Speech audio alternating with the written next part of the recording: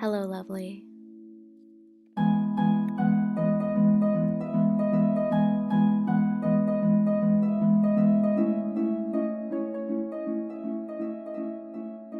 Welcome to the Find a Lovely Life podcast, a safe place for all self love journeys. I'm your host, Monica Rodriguez, and for the past 9 years, I've been on my own self love journey. Healing can be really lonely, especially when you don't know where to start. So let's figure things out together. If you're looking for inspirational stories, conversations with some lovely souls, and a little life advice, I think you found the right place. Or maybe it found you. Let's try our best and find a lovely life together. I'll share some of my lovely life lessons along the way. Don't worry, you're safe here.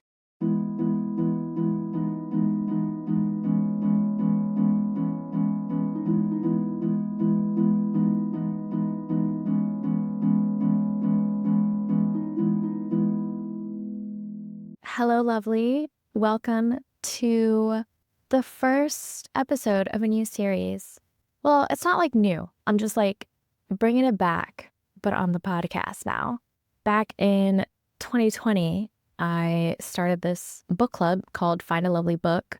It was like a way for me to get back into reading and survive the pandemic through books. A lot of the book club that I did was picking books that I wanted to read on my TBR shelf, and then also books by BIPOC authors, which was something that I was super passionate about as a reader, and then became an agent and influenced my mission as a literary agent to uplift marginalized voices in publishing. And so if you don't already know, I am also a literary agent and wanted to revive Find a Lovely Book to talk to my clients when their books come out. And the first guest is one of my first clients. I believe it was the third client I signed as an agent. My first upmarket literary book. I really love stories about adult sibling relationships because there's not really a manual to show us how to navigate that. And I love books set outside the US. This one is set both in the US and in Egypt, and it's about two siblings, a brother and a sister, navigating their grief over their mother's death. And I just fell in love with the story, and we had quite the submission journey together. Sometimes books take a long time to sell because the imprints that are the homes for these books don't exist yet. And that was the case with my very special guest on this episode of the podcast. So let's find a lovely life with Deena ElGenaidi, and I will read her bio so you can learn a bit about her before we dive into our conversation. Deena ElGenaidi is a writer and editor based in Brooklyn, New York. Her debut novel, Dust Settles North, is set to release with Bindery in September 2025. She wrote, directed, and produced the award-winning comedy web series Codependent. She's a former TV news writer for Primetimer and a former editor at Hyperallergic. Her writing has been featured in Vulture, Insider, Nylon, Salon, MTV News, Oprah Daily, Long Reads, Electric Literature, LitHub, and more. She is represented by Monica Rodriguez. At Context Literary Agency, Deena holds her MFA in creative writing from Rutgers University Camden and her MA in English from Villanova University. You can follow her on Instagram and Twitter at Deena ElG, and that's spelled DeeNaelg. Enjoy our conversation about writing, about her process, about the lovely book Dust Settles North, and I will put a link in the description to find Deena to order the book. I hope our conversation inspires you to start reading again and be critical about the books that you pick up in terms of reading more books to expand your empathy and horizons. Enjoy our conversation.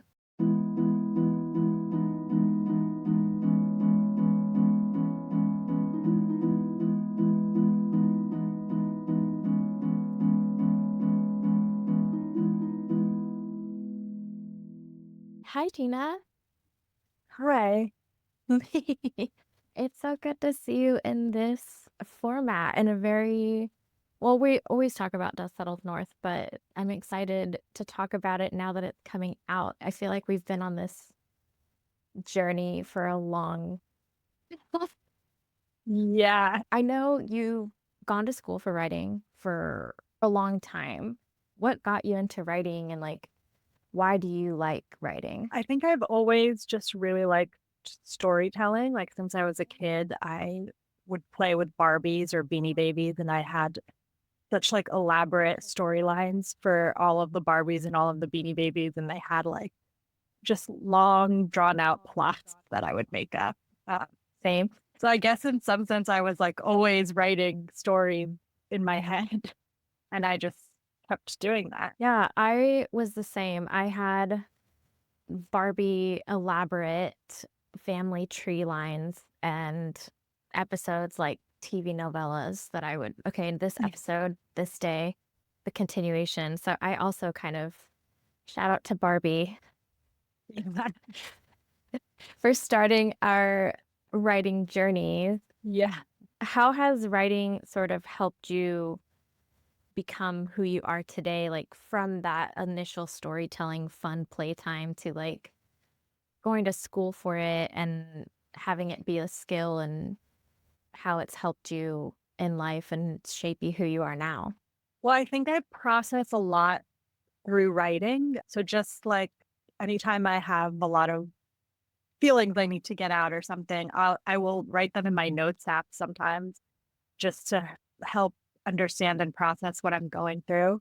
And then I think when I write fiction, even though like I'm writing fictional events, the like some of the experiences feel true to life. And so I think that also helps me process things and helps me just get ideas out into the world. I also process a lot through writing, and sometimes it takes me a long time to.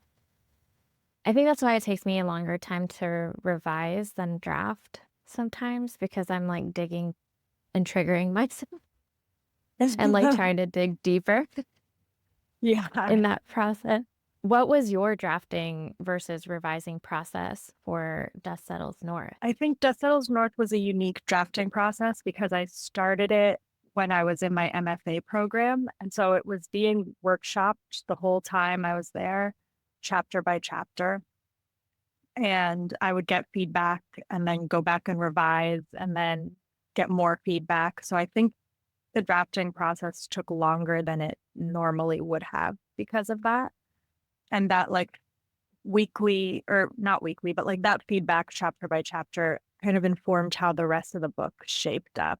And I had, assignments at the beginning where we had to outline and character sketch and things like that. So it was very structured because of being in class.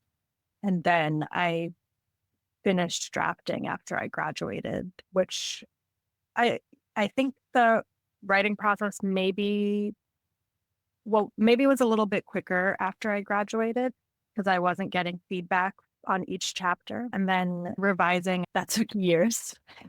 And it was just getting feedback from different people, my writing group, from you, and just like going back and rewriting and fixing and things like that. Yeah, and then you also had to revise, obviously, like after we sold it with Bindery too. So like Yeah. sometimes it's like every time you think, have you stopped saving final draft? I don't always make like new documents. So sometimes I'll just like revise and then save, and the old version is not there anymore.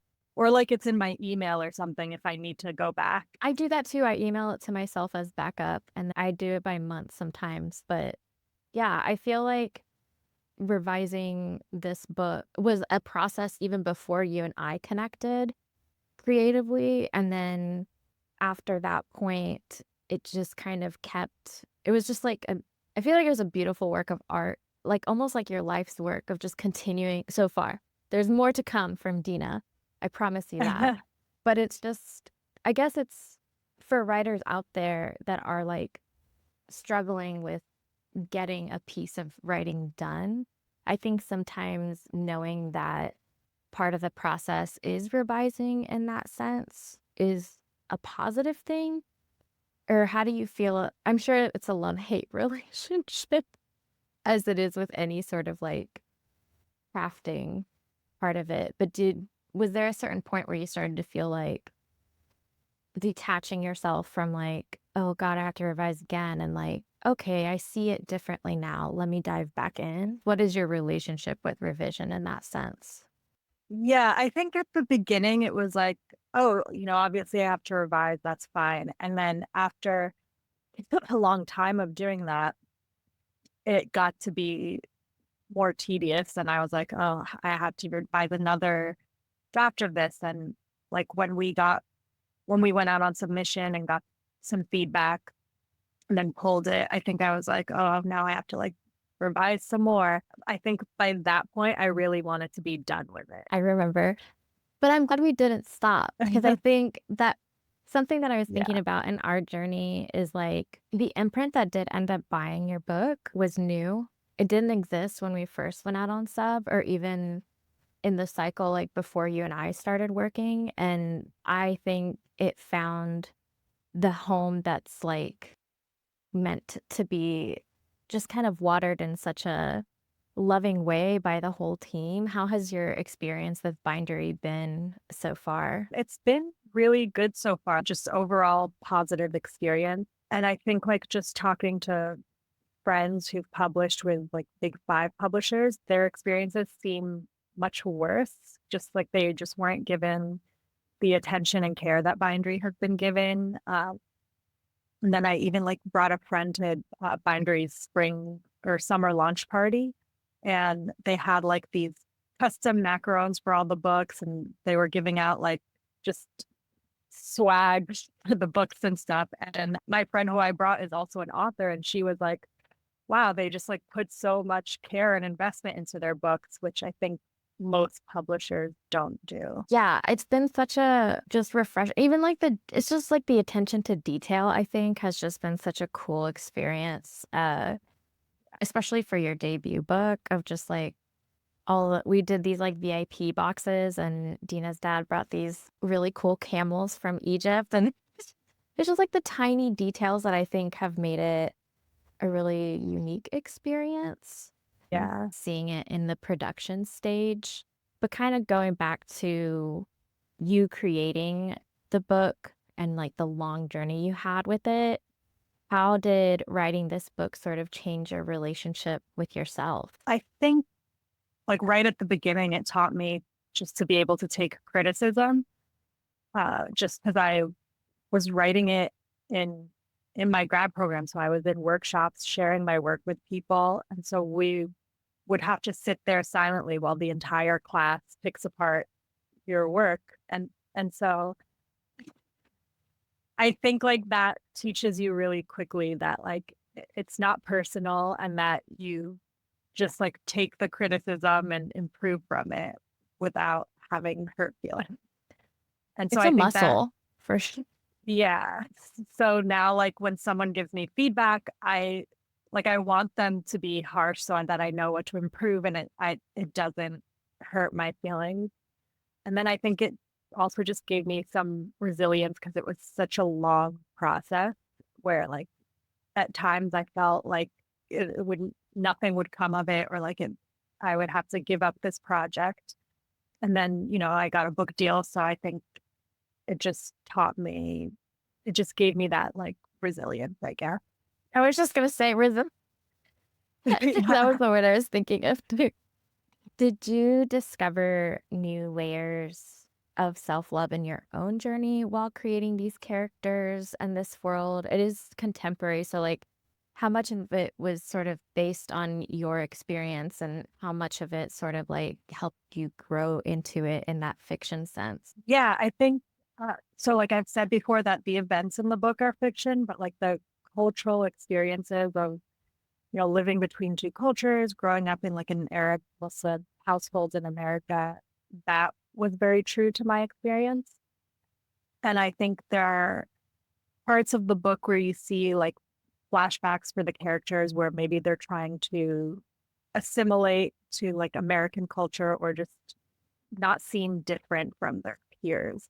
And I think that's something I experienced growing up. So writing this book and then talking about that and also highlighting just my culture kind of gave me a little bit more pride and self-love in that sense. Yeah, I know. Sometimes I'm like, I feel writing about yourself through a fictional lens can almost put a mirror up to like, oh wait, that does resonate with me. Or Yeah. sometimes like it's like, is it too much personal detail versus fictional? Were there at times where you were like, oh, this is so me, or this is more of like a cultural sort of thing that I hope other people relate to as well? Yeah, I think both. Like there are just moments, I think particularly with like certain flashbacks and things that I was like, it felt like my childhood experience a little bit. And then I also just hoped that other people would be able to resonate, like other children of immigrants. Yeah, it definitely resonated with me as a child of immigrant, especially the brother-sister dynamic and like the different things that you weren't like your brother or like male figure in your sibling hierarchy was allowed to do, but not you because you were not a man and you were a woman Yeah. and you had more stricter sort of like rules growing up. And then even when I was like an adult now, like seeing how different, like looking at my siblings now as adults, I'm like, oh, we all had very different traumas and Yeah. experiences, even though we like lived under the same roof. Like, especially because I also have a brother. And it's one of the reasons I love this book too, because it was just that exact, like, yes, that's it. Like letting the brother Yeah. do stuff and not the daughter. And it's like, it's the same thing. What are you talking about?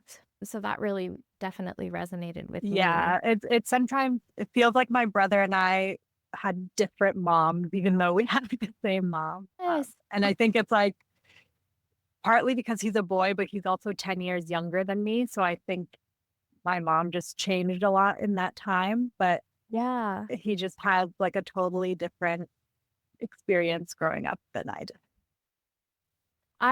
Same. My sister is 12 years younger than me, and my brother is 2 years younger than me. But like, even my sister as well, like, my parents were just completely different people at that point, Yeah. too. So it's like, oh, Like, we got to be the blueprint, I guess.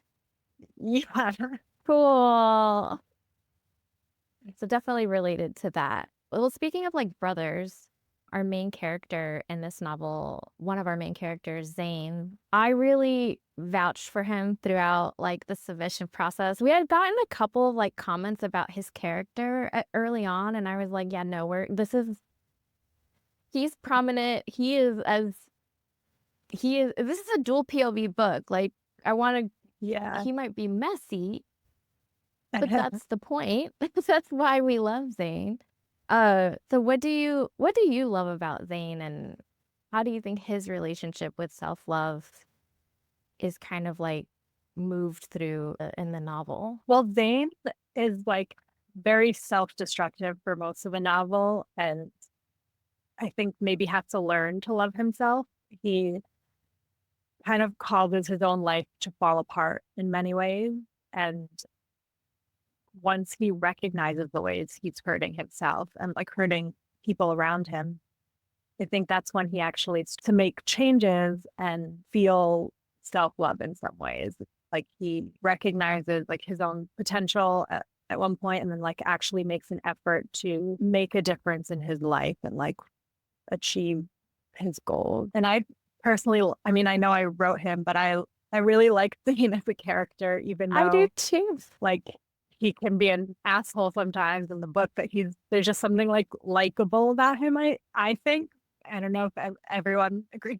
Well, I think the self-destructive essence of him is so relatable because I think a lot of times, like, in our self-love journeys, self-destruction is sometimes what leads us to breakthrough, even if we don't realize it. And his whole journey is just kind of like pushing buttons, triggers, and like to get to answers. So like every path is different, and it's one of the reasons I loved his character arc is because we got to see the unraveling in a way that sometimes we try to hide, like as human beings. And you wrote his unraveling so well that I felt seen in some parts too. And I hope that other people also can lean on Zain and say like, oh, I can be this kind of person and then also destructively sabotage myself and then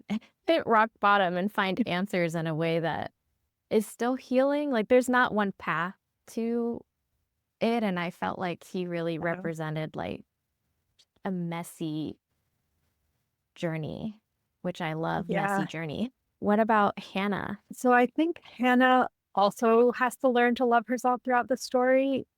She's not quite as self-destructive as Zain, but I don't think she really knows herself well enough at the beginning of the story. Like she doesn't know what how she wants her life to look. She's dealing with her mom's grief, and I think that causes a lot of confusion for her. But as the book goes on, I think she begins to understand herself better and understand what she wants, and like her self-confidence and self-love, I guess, grows. Yeah, one of the bravest acts that she does at the beginning of the book is just kind of like goes against the norm and says, no, I'm going to stay in Cairo and figure myself out, figure something out. And have you ever been tempted to do that yourself? To just like leave the country and figure myself out? Yeah, I think all the time. Same. Honestly, I think why? I don't know. I think partly because like everything in America is so horrible right now. And I'm like, what if I just leave? And then, yeah, I just like get sick of my life. I think the only thing stopping me from doing that is my cat. I'm like, I can't leave her, and I can't be like, I have to be settled in one place. No, literally same. For those of you that will find out when you do read the book, Deena dedicated Dust Settles North to the queen, Sasha, her cat, her child, her love. So I share that too, as mine hovers next behind me. Jude is sitting on the bed behind me right now. But I feel like in contrast to Zain, Hannah almost like stumbled into jumped in without knowing how to swim. And Zain was like, I might just figure out how to drown first and then figure out how to swim. What I love about this book is that you write characters in a way that are so different, but underlying, they're going through the same thing. And so, like, your exploration of grief in two different characters, I think just kind of opened up my eyes to how other people can grieve outside of my own process of grief, which I think is a big self-love chapter as well. And like navigating grief in different ways, whether it's like, why are we still living in this country? And then also like literal death of people, but like, and then like people we've been. So I just really love how you do that so effortless. Well, it seems effortless, but I know it's not because thinking about grief is really hard. Did you set out to write about grief initially, or did it just kind of come out? I don't remember. I know that the book started off as a short story that I expanded on. And I don't even really remember like how that story ended anymore. I think just the idea came to me and then that was what I was doing. It's funny how it just continued to like water these two characters in very different ways. Like I almost envision like you're watering these two as they're your plants, like Zain and Hannah are your plants, and you're giving them the same like water, but they're blooming in very different ways. And maybe Zain just he's the kind of plant that just like, I won't need more water. And you're like, I just gave you water yesterday. We're comparing our characters as children, as plants, which I know you relate are there any other ways that you feel you would want readers to kind of feel seen and validated through your book? Yeah, I think I just never really had stories where I saw myself represented growing up. Like I had never seen like Arab American stories like this one. A lot of them, I think, have like the characters are either just like overly conservative and the I just didn't relate to them, or there was like some subplot of terrorists, which is like seems to be just what people lump Arab American stories as.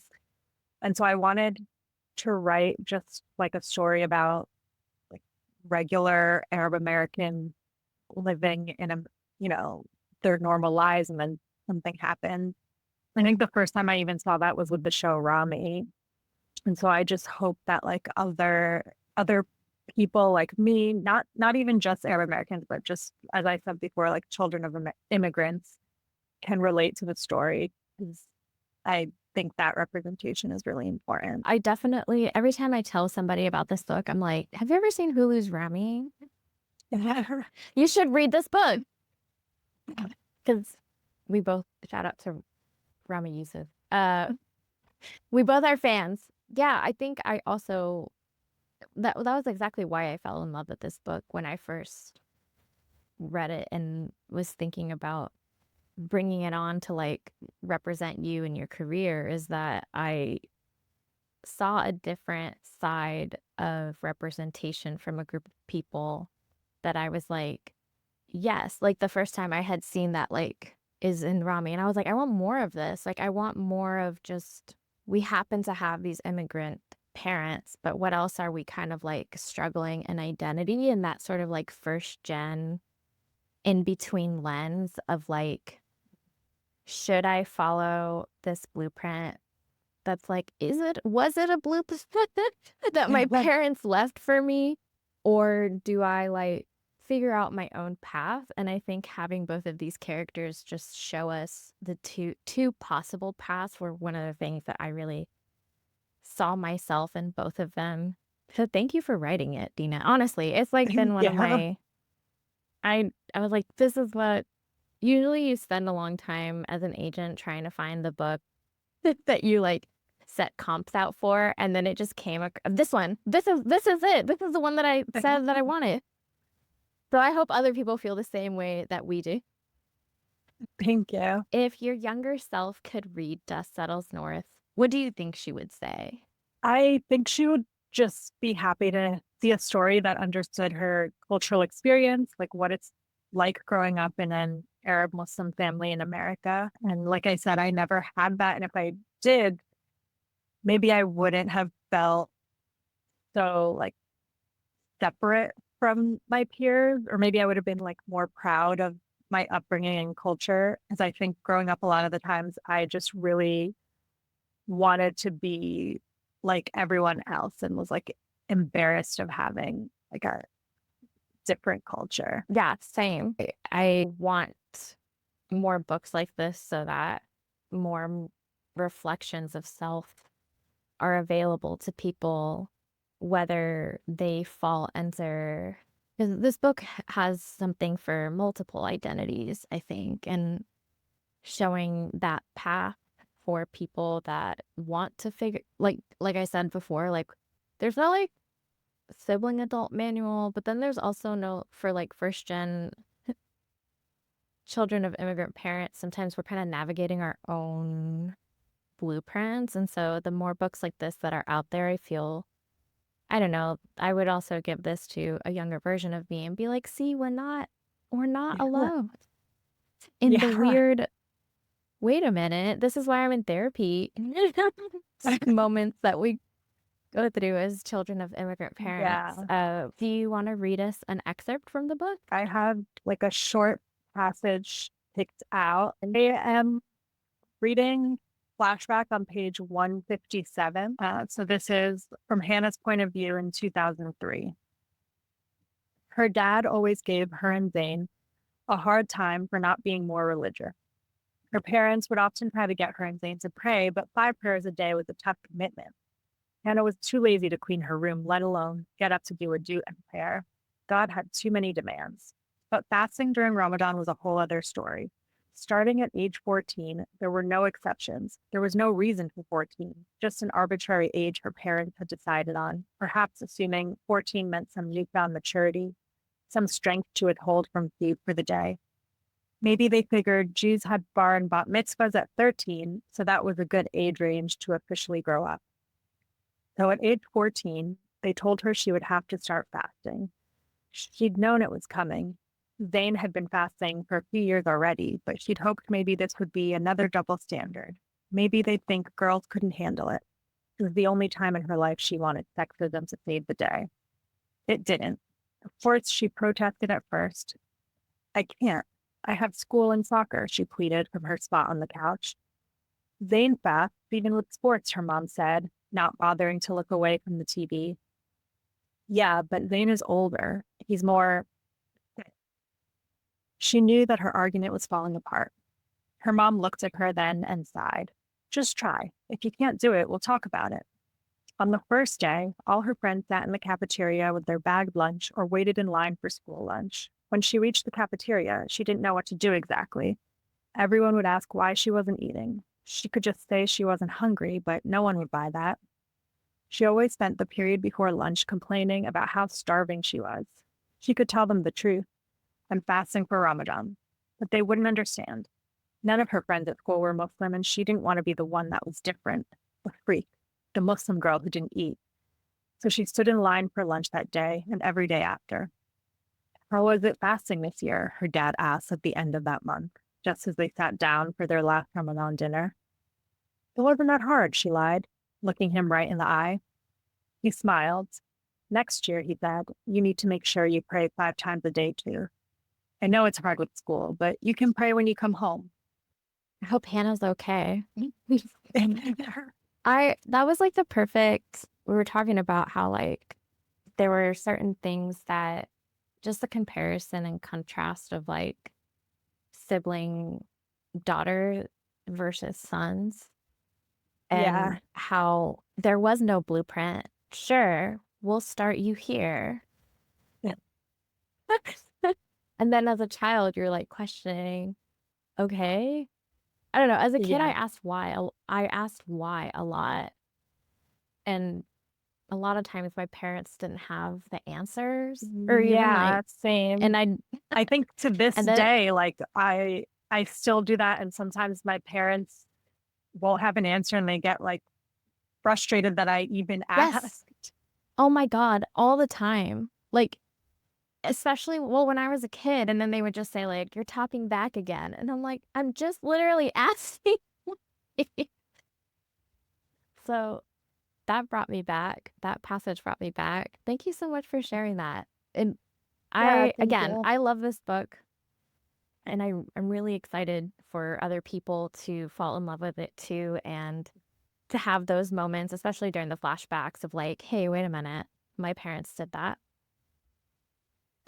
I'm gonna like reread this book and like tab it and be like, I need to talk to my therapist about this specific thing. Wow, thank you. That is a compliment from me. Okay, I love therapy and I love it when books are like, wait a minute, this is a mirror. Ooh, I have to Yeah. work on this. And then Yeah. it's like a self-awareness kink that I Well, in return for your lovely words, I would love to pull a card for you.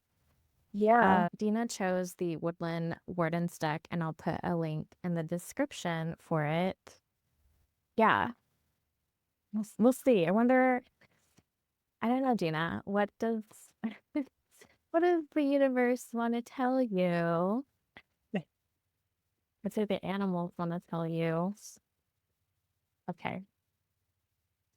Oh my God, Deena, we got success.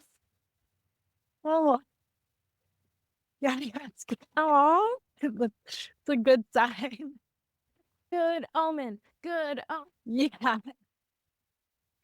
so it's a chipmunk and the Oh, laurel, which I don't know. I always associate like any type of like chipmunk-like woodland creature to be like super hardworking. And everybody just, oh, look, they're so cute, gathering nuts and supplies and survive. Funny, I was in Northern Go ahead. California a couple weeks ago and I saw so many chipmunks there, and they were like not at all afraid of humans on the trail. They would just like sit there and pose for pictures. Like, wait. Oh my goodness. Well, this is like, I'm sure they had a message for you. They're coming back to tell you something. Yeah.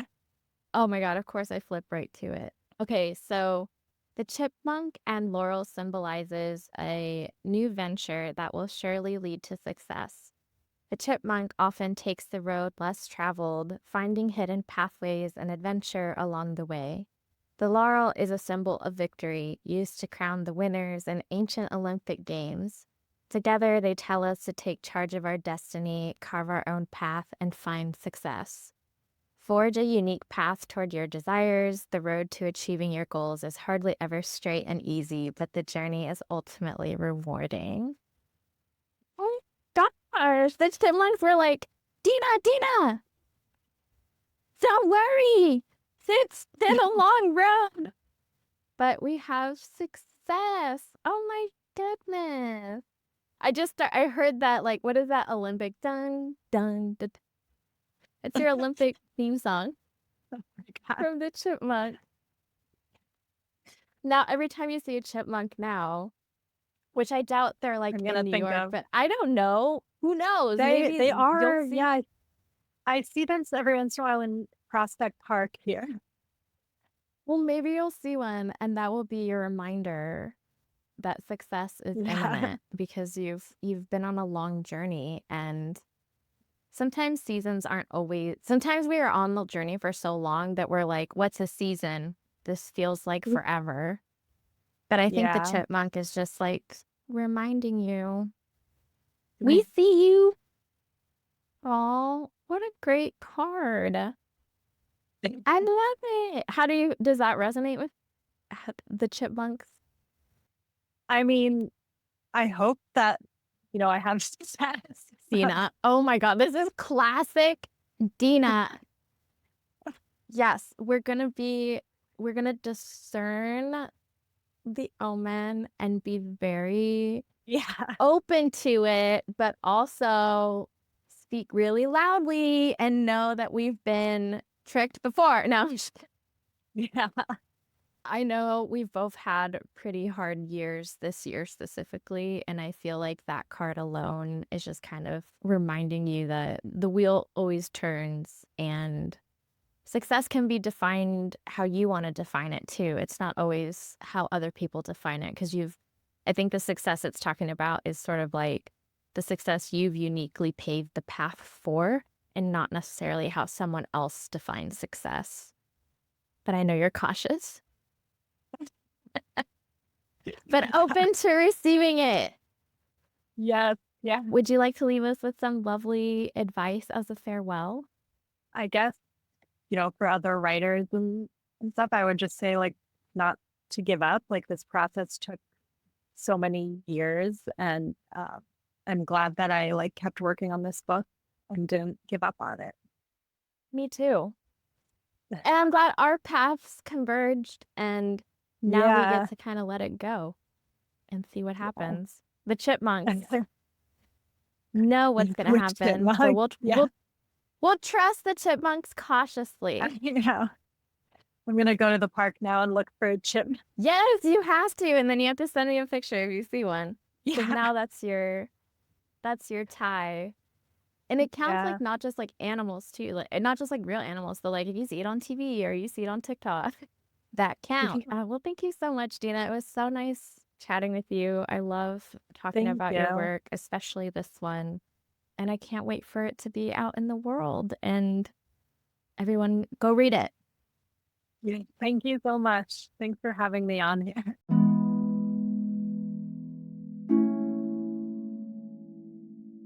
And that's the episode.